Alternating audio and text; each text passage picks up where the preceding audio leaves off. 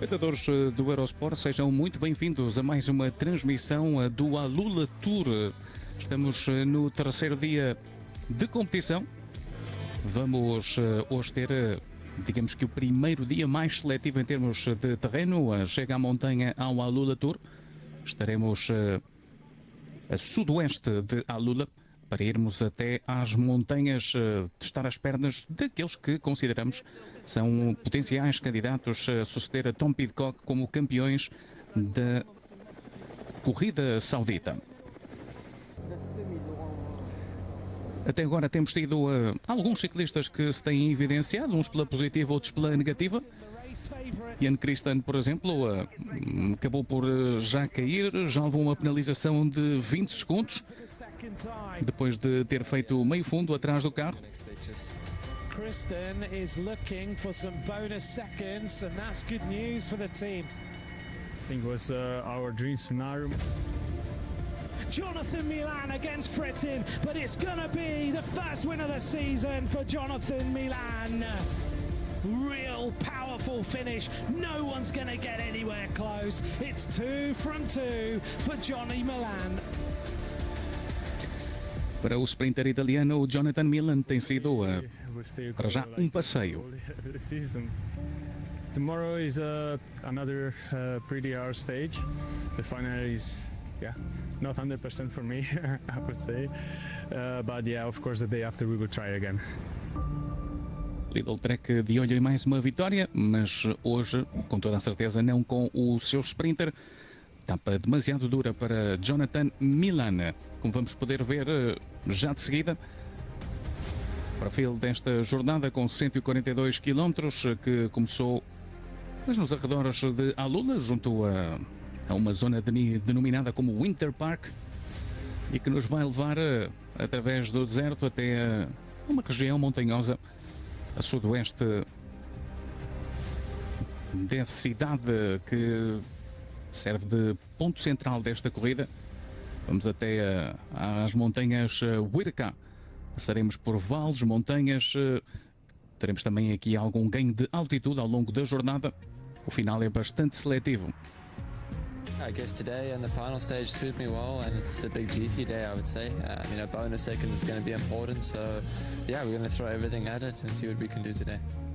It's a hard climb, 5-6 kilometers, and the last part is more steep than the beginning, so it's quite good. Now the goal is for sure to win the tour with the team. Doesn't matter which rider, but for sure would be nice if I can take a stage win home. I think we and Gianmarco, we have the legs. We also proved this yesterday to be in the first echelon, so today we go full again.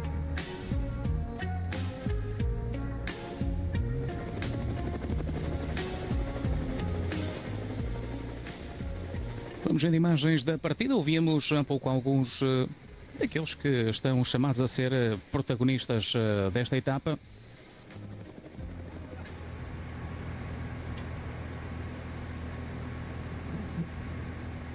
Uma etapa que por agora tem decorrido com certa tranquilidade, apesar de já estarmos a 70 km do final. Começamos a entrar, digamos que, na zona mais montanhosa do dia.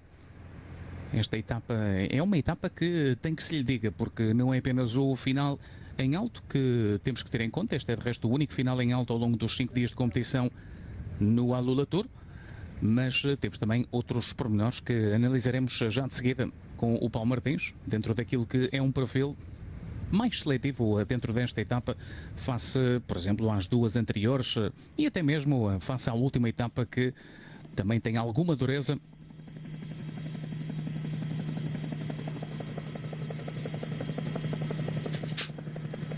Estamos, nesta altura, já com a corrida bastante avançada, mais de 1h30 de esforço por parte dos ciclistas, que cumpriram cerca de 70 km. Faltam, pois, basicamente outros 70 para podermos chegar ao final desta terceira etapa do Alula Tour, sexta edição do Alula Tour, aqui acompanhada nos canais Eurosport, comigo, Gonçalo Moreira, e também com o Paulo Martins. Situação estabilizada de corrida desde o início. A fuga pegou sem grandes problemas, 3 homens na frente. Temos dois ciclistas da Malásia em representação da equipa de Terengganu, Ki Zeye e Rosli Muhammad, e também um dos elementos da seleção da Arábia Saudita, Nader Hazazi. São três ciclistas que já tiveram cerca de 3 minutos de vantagem, que têm agora um pouco menos. A primeira parte da etapa foi a parte mais rápida e menos dura. Vem agora a parte mais complicada do dia. Paulo Martins, desde já boa tarde. Estamos numa etapa em que andaremos sempre, porque esta é uma região relativamente montanhosa, a de Alula. Nós estamos situados num planalto e, portanto, andamos sempre aqui entre os 500 e os 700 metros de altitude, mas hoje vamos subir um bocadinho mais e não se trata apenas de termos como dificuldade a última montanha do dia, que é sem dúvida a mais dura, mas temos aqui desde já um período que se abre a partir de agora com cerca de 30 km de subida até ao segundo sprint intermédio. Não o sprint bónus, mas o segundo sprint intermédio, aqueles que ainda não são bonificados.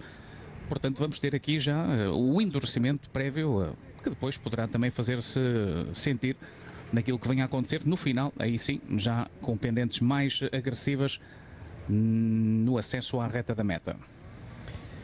Olá, bom dia. Exatamente como tu dizes, é uma etapa que os ciclistas, de alguma forma, aos pontos mais altos que vão ter pela frente e não sendo contabilizadas contagens de montanha, onde vão estar inseridas os dois sprints do dia, acabam por ser os dois picos onde os ciclistas ultrapassam os 1000 metros de altitude, que obviamente com a situação de já terem duas etapas concluídas, feitas em alta velocidade e com todo aquele sofrimento que nós temos acompanhado devido aos ventos laterais, e que têm sido etapas que algumas equipas tentam armadilhar, que tentam surpreender os adversários e que já eliminaram alguns possíveis vencedores, e vejo assim de repente um Eddie Dunbar daqui a 36,5 que está redondamente afastado da possibilidade de vencer, poder dar aquela vitória que a equipa queria, que era revalidar o título de Thomas Pidcock do ano passado, e isso não vai acontecer, pelo menos com Eddie Dunbar. E hoje todo o acumulado, de cerca de 1200 de acumulado em 142 km que a etapa tem, acaba por praticamente esse acumulado existir a partir de agora. Portanto, estes 65 km que os ciclistas têm, basicamente é onde está todo o acumulado da etapa, com as tais duas subidas que vão levar aos dois sprints do dia, depois descem, tem mais uma pequena subida onde está o bónus, o sprint bonificado, e depois descem e muito rapidamente estamos na ascensão final. E é aí que obviamente acredito eu, tendo em conta que hoje o vento não me parece que seja um perigo, ao contrário do dia de ontem e anteontem, hoje as coisas parecem mais amenas nesse sentido, em termos de poder ser uma etapa castigadora pelo vento, e tudo se irá decidir na subida, que é uma subida exigente, uma subida dura, que vai certamente fazer diferenças, e que vamos nós acreditar, e eu acredito que tu estejas em sintonia comigo, que depois do dia ontem fantástico que vivemos nos Salões de Maiorca, no Troféu Cálvia, com a vitória fantástica do António Morgado, que hoje possa ser mais um dia em que estejamos nós aqui a comentar, mas que todos os portugueses que nos estejam a acompanhar em casa acreditem que é possível ver também o Afonso hoje sair daqui com uma vitória de etapa. É uma subida que lhe assenta, na minha opinião, como uma luva. Não quer dizer que seja uma vida fácil que ele vai ter, há aqui outros ciclistas com muita ambição também, ciclistas que conhecem inclusive esta subida, mas o Afonso tem demonstrado nos primeiros 2 dias que é um ciclista que está atento às movimentações, que a equipa o tem protegido de uma forma fantástica, e lembrando que nesta mesma subida no ano passado o Keplinger, que está aqui ao seu lado, foi segundo atrás de Pidcock, e a equipa nota-se claramente que está desligada de Keplinger.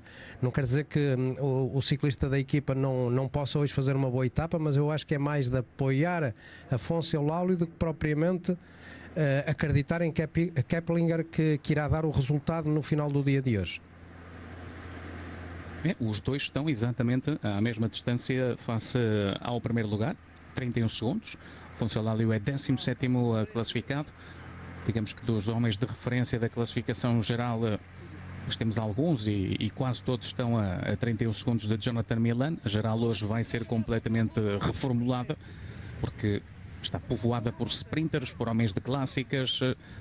Talvez Kevin Vermaak da UAE Emirates seja o nome mais perigoso em termos de classificação geral e já está no 10º lugar, porque ontem bonificou 2 segundos e com isso, em vez de estar a 31, pois está a 29 do italiano da Lidl Trek, que leva 2 vitórias, Jonathan Milan, 2 boas vitórias para o sprinter italiano. Este é Matteo Moschetti, que leva por empréstimo a camisola vermelha dos pontos, porque naturalmente o líder é Milan, que soma-se 15 pontos por etapa. Moschetti tem 16, Milan tem 30. O melhor jovem continua a ser Milan Fretin, da Cofidis, leva a camisola branca. A Cofidis que lidera por equipas, também situação que hoje, em princípio, deverá ver-se alterada. Hoje vai haver uma reformulação geral, não é? Hoje vai ser dia de faxina, portanto vai-se tirar as teias de aranha das prateleiras e dos cantinhos que estão no teto, e a montanha vai pôr cada um no seu lugar. Um dia também interessante para esta equipa, para se testar a Modern Adventure, uma equipa liderada aqui por Stefan de Bod, que também traz o Byron Munton, que é um excelente trepador. E claro, é a primeira vez que vemos esta equipa a competir. Há sempre muito interesse, particularmente por sabermos que é um projeto potente dos Estados Unidos, colocado na estrada por George Hincapie, mas que também conta, por exemplo, com Bobby Hewlett como diretor aqui no Alula Tour e como diretor-geral da Performance. O irmão de George Hincapie também está na estrutura diretiva, portanto é um projeto com gente muito experiente ligada ao ciclismo, não só dos Estados Unidos da América, mas ao ciclismo mundial também. Portanto, hoje vai ser aqui um dia interessante. Vamos arrumar a casa, Paulo Martins, para perceber depois quem é que vai mesmo discutir esta equipa. Olha, falávamos do Bobby Hewlett. Exato. Mas olha que ele tem treinado, porque ele continua bastante magrinho, com aquela fisionomia que nós lhe conhecíamos quando ele era ciclista, e foi um ciclista que deixou a sua marca no ciclismo internacional. Um excelente também ciclista de clássicas, e que neste tipo de etapas como esta também era um ciclista que poderia perfeitamente discutir os primeiros lugares. Não era um trepador daqueles de encher o olho, mas era um ciclista com um enorme talento, e essa experiência obviamente ele estará a querer passá-la para os seus ciclistas, vindo dentro do carro. Obviamente há essa também perspectiva. Muitas das vezes passa-nos ao lado a nós e a todos aqueles que acompanham a modalidade, mas aí vamos vendo aqui o Mark Donovan, vamos vendo o próprio Eddie Dunbar, que está à sua frente e que já há pouco eu tinha referido que já está a mais de 7 minutos, e outros mais. Mas no caso do Bobby Hewlett é um ciclista, aliás um diretor que como outros, e como eu dizia, passa-nos por vezes ao lado, mas que é muito importante o papel dos diretores desportivos. Os ciclistas têm um papel importante porque são eles que sofrem, mas por vezes o olhar com outra visão, com outra tranquilidade vinda do carro, também são os tais pormenores importantes dentro de uma competição, por vezes pelo lado positivo, por outras vezes também por falhas táticas que os próprios diretores cometem. Mas o ser humano tem as suas falhas, e portanto, mas é isso que faz com que no conjunto do trabalho de equipa as coisas funcionem a todos os níveis, e quando as vitórias surgem, obviamente, e isso há sempre o realce de quem vence, que a vitória é da equipa, não é propriamente de quem apenas e só vence e bate a concorrência no risco de meta. Era também um excelente contrarrelogista o Bobby Hewlett, chegou a ganhar graças também ao bom contrarrelógio que tinha uma edição do Paris-Nice, o ENEC Tour do Benelux, foi vice-campeão olímpico do contrarrelógio. Belo palmarés. Attenzione, attenzione, tutti in municipio per sostenere Marco.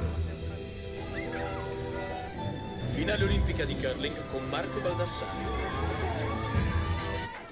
E ora passiamo alla discesa, la gara più attesa dei Giochi Olimpici Invernali, dove la superstar. Ecco Marco, Watch the Olympic Winter Games on Eurosport and stream it your way on HBO Max.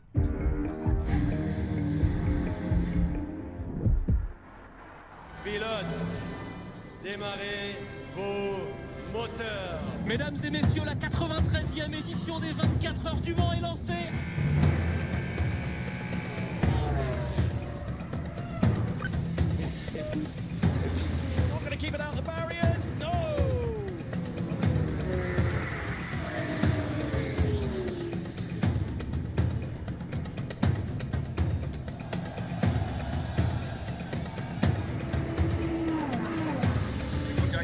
zamyka Staszka. Tutaj proszę bardzo, to numer 7.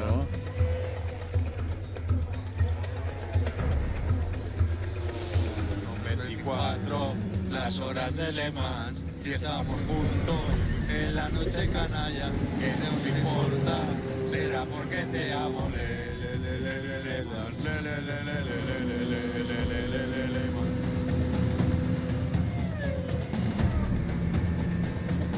Aston Martin ist schnellst. Oh, hij verliest hem ook al bijna.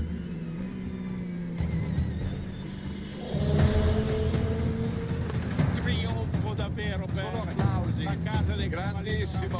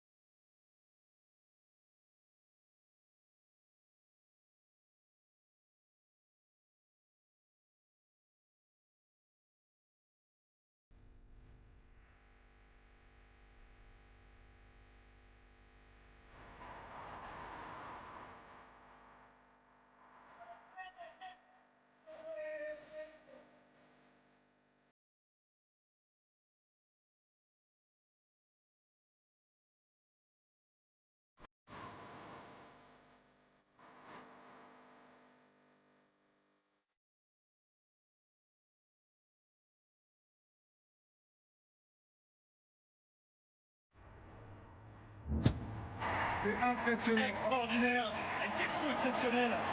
Doppel recoscata. Lunga vita alla regina, la più forte di tutte. Es ist very close. She's done it again.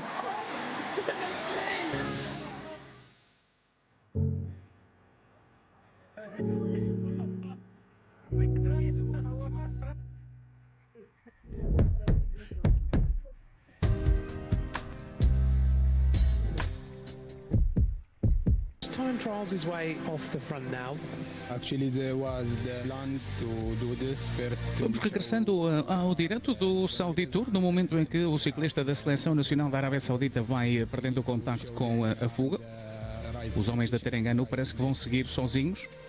Ali Sheikh, he is 23 years old. He is the most rider, and other young rider, they just try to help him to reach our goal.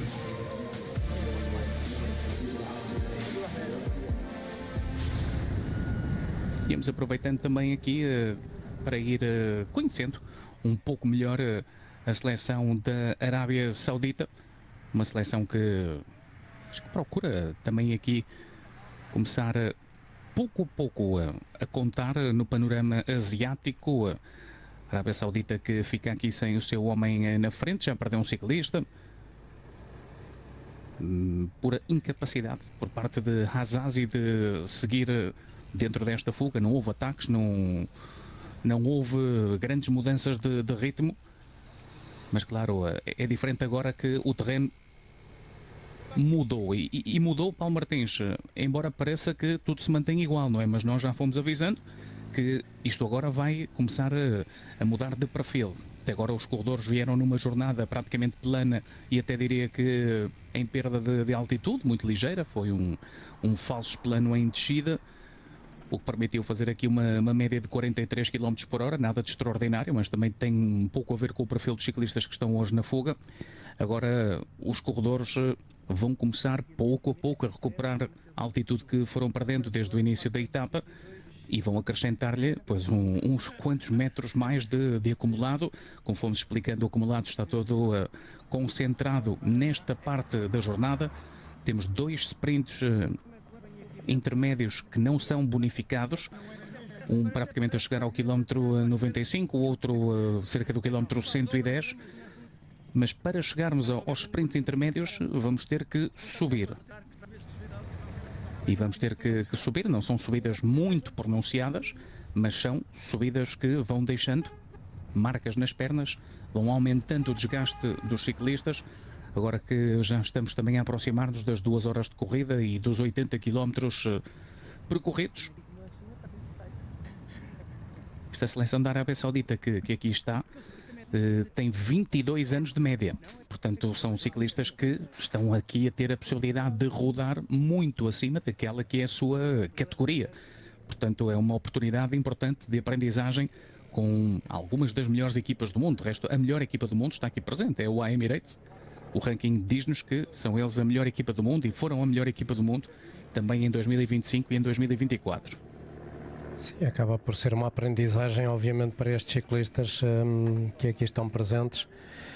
Mesmo a seleção do Oman, que também aqui está, são obviamente equipas que estão num patamar completamente diferente e distinto destas equipas pró-continentais e do World Tour que aqui estão presentes. Não podemos as comparar, mas ainda assim não viram a cara à tentativa de mostrar serviço. Isto quando vamos também vendo aqui Jakobsen, quando estava muito frustrado no final da etapa porque não conseguiu sprintar com problemas físicos, mas no caso dos homens da Arábia Saudita, ainda assim têm sido a par dos homens da Terengganu algumas das equipas que nos dias anteriores têm estado sempre muito ativos, marcando presença nas fugas.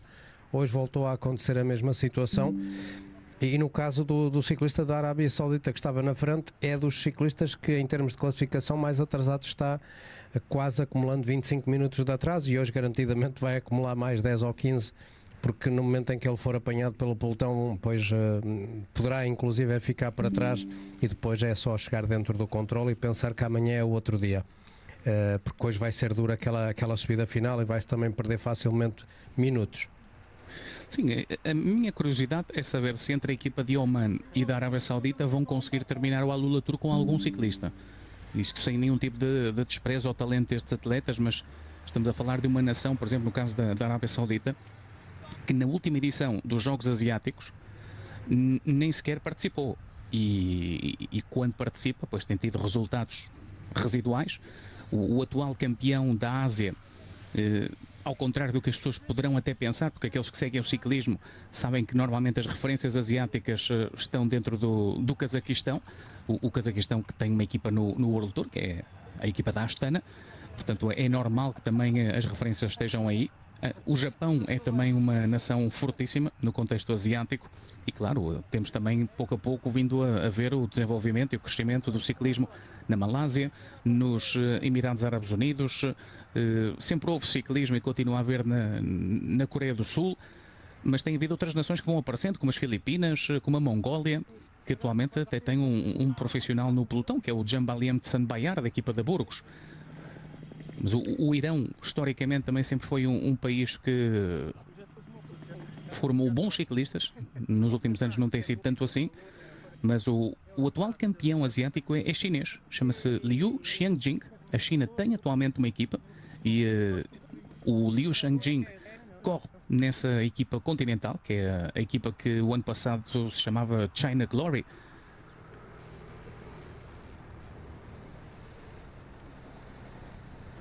Em 2024 o campeão asiático foi sul-coreano, Kim Yuro, bateu precisamente o Liu Xiangjing da China e o Yevgeny Fedorov do Cazaquistão, e tem vindo sempre por aqui, não é?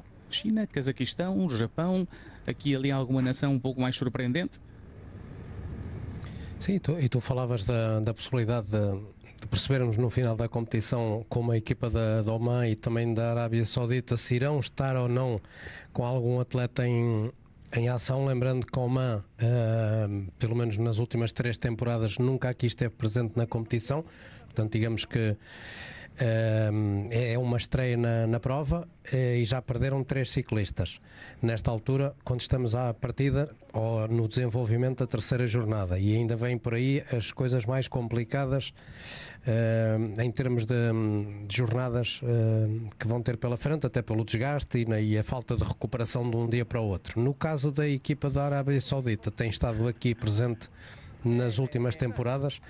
No ano passado terminou apenas com um ciclista, e há 2 anos atrás terminou com a equipa completa, o que nos deu na altura logo uma boa indicação de que haveria algum trabalho obviamente bem feito para conseguirem resistir. É certo que terminaram todos eles muito atrasados em relação ao vencedor,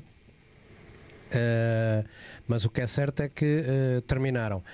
E este ano já perderam um elemento, mas tem sido sempre uma equipa que procura estar sempre na frente da corrida, marcando a presença nas fugas, como foi o caso deste jovem ciclista no dia de hoje, que agora está a ser alcançado.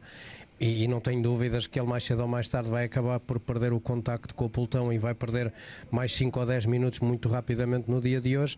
Mas é a luta, é o quererem estar presentes, é o querer mostrar que não só estão aqui a fazer número no pelotão. É certo que não estão para discutir obviamente lugares cimeiros, não é essa a preocupação é a aprendizagem e obviamente depois o objetivo também, para lá de tentarem estar nas escapadas que marquem as jornadas, é terminarem a competição. Esse é sempre um desejo, é quase como quando nós iniciamos uma volta à França enquanto ciclistas, e o primeiro objetivo, quando tu não levas uma ambição de geral, é primeiro ajudar os colegas de equipa, é essa a tua missão, e depois a tua ambição individual. Se surgir a oportunidade de ganhares uma etapa que só tens 21 dias para que isso aconteça, e ao mesmo tempo um objetivo para os novatos, diria os benjamins, que é terminar uma volta à França. Aqui basicamente para estes ciclistas de Oman e da Arábia Saudita é quase como se fosse uma volta à França. Eles têm essa ambição, terminar a competição junto de algumas das melhores equipas mundiais que aqui estão presentes. E sobretudo tem um outro objetivo, que é preparar os campeonatos asiáticos, não é? Eu ainda há pouco falava aqui dos últimos campeões da Ásia. Há que dizer que os campeonatos da Ásia se disputam no mês de fevereiro, assim como os nossos campeonatos da Europa, os nossos campeonatos continentais se disputam no verão. Os campeonatos asiáticos são agora em fevereiro. Portanto, o objetivo destes ciclistas que aqui vêm, pois também será chegarem com uma boa rodagem para tentarem fazer um bom resultado para a Arábia Saudita e para Oman. São dois países que curiosamente não têm grande tradição no ciclismo, nem têm grandes resultados em termos continentais, mas têm duas grandes corridas, não é? Porque o Tour de Oman também é uma belíssima, belíssima prova, que também se encaixa um pouco como o Alula Tour neste bloco de provas de preparação da temporada. Começam agora no dia 6 de fevereiro com as provas de contrarrelógio e terão também depois duração até dia 11 com a corrida dos elites masculinos. Depois há uma série de provas que nós já aqui conhecemos desde há muitos anos esta parte e que até costumamos transmitir, como o Tour de Taiwan, que é no mês de março. Pois há outras provas que um dia seria interessante que pudéssemos vê-las, mas que não têm aqui transmissão. Adorava, por exemplo, ver como é que se faz uma volta ao Japão, ou o Tour de Kumano também no Japão, porque são duas provas com muito nível. A Coreia do Sul tem uma volta nacional, há algumas corridas no Uzbequistão. Curiosamente, o Cazaquistão não tem este ano nenhuma prova UCI inscrita no calendário. É uma situação um pouco estranha, tendo em conta que o Cazaquistão tem uma equipa no World Tour e em tempos teve várias provas importantes. Voltas ao Cazaquistão, o Tour de Almaty, por exemplo, eram sempre corridas interessantes. Teria que ir consultar no calendário Pro Series, mas no calendário UCI Ásia, pois a verdade é que perdeu bastante o Cazaquistão. E mesmo no calendário Pro Series só há, julgo que 2 ou 3 provas. Aliás, não, são mais, são 4 ou 5 provas que decorrem na Ásia e que têm a categoria Pro Series. A primeira é o Tour de Oman, a Muscat Classic. Por acaso até são mais, são para aí umas 7 ou 8. Porque não estava aqui, obviamente, a contar com o Alula Tour, nem com o Tour de Oman, mas depois temos corridas na China, como o Hainan, como o Tour do Lago Qing.